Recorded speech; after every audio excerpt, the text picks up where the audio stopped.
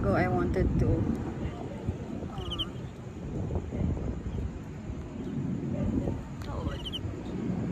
a while ago I wanted to talk about career development and character development, pero hindi ko na.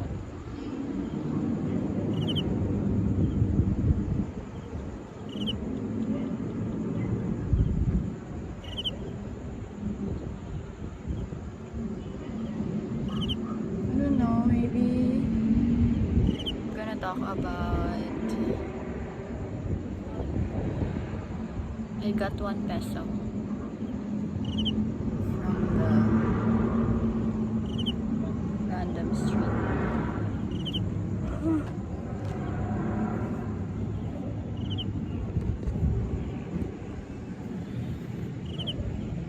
I don't know what to talk about.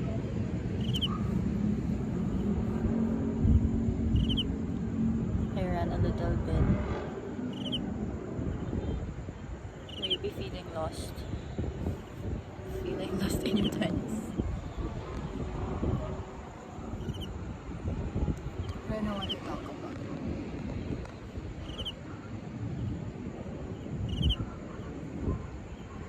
Maybe let's stop while walking.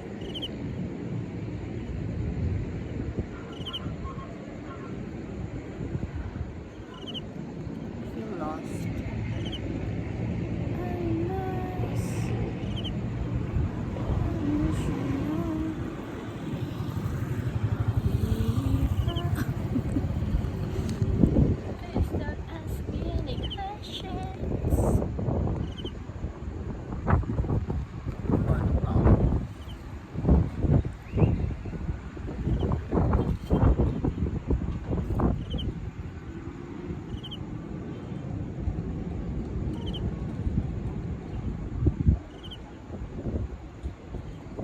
Pangatlo ko na tong feeling lost in my 20s.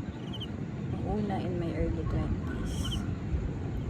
Tapos pangalawa in my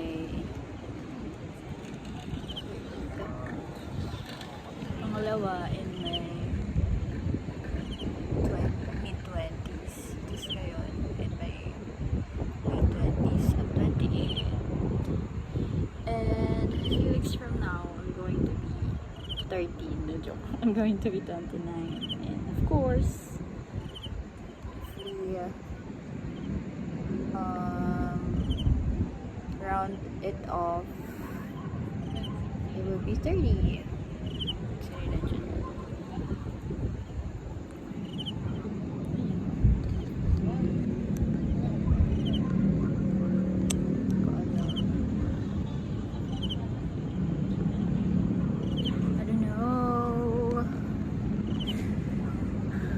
Dilemmas. Like, I really wanted to date one more guy for the year end. We need to redeem ourselves man lang from what had happened. Anong topic ko? 20s. Existential crisis in 20s. So, I maybe feel lost right now, but not totally lost. Pero I am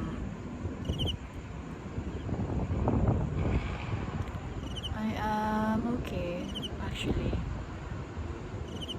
I mean, I know that I've gone through this shithole. So I know that I'm going to be surviving this. I'm going to survive this too. So ayun. I am walking alone away from home. I'm going home. Medyo delikado itong ginagawa natin. Tapos si Jollibee. Feeling lost in your 20s, I think is okay. And mayroon akong peg na gusto, like si Ruby, like the hairstylist and hairdresser.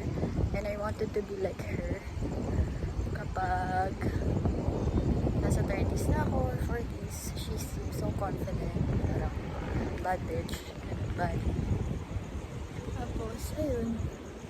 I just really wanted to be like her when I get a little bit older.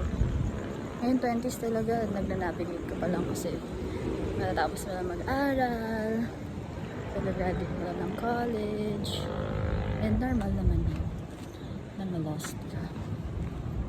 So, ayun. Dahil magjojowa dito.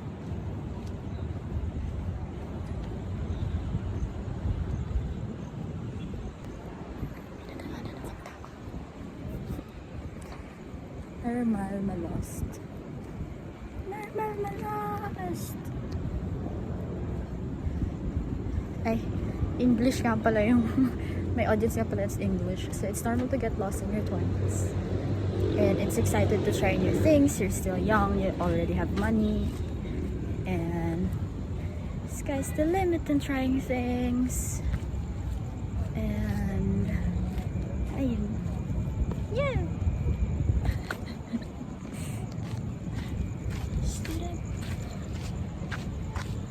I used to really wanted to be more confident when I aged a little older. As in, I don't give a shit. I don't give a fuck about people, the things that I wanted to do, about the guys that I dated. I don't want to like adjust for them anymore. Just be myself. And I come in as a whole package. So if you don't want it, then don't want it. If you like it, then like it. That's it. Bye bye.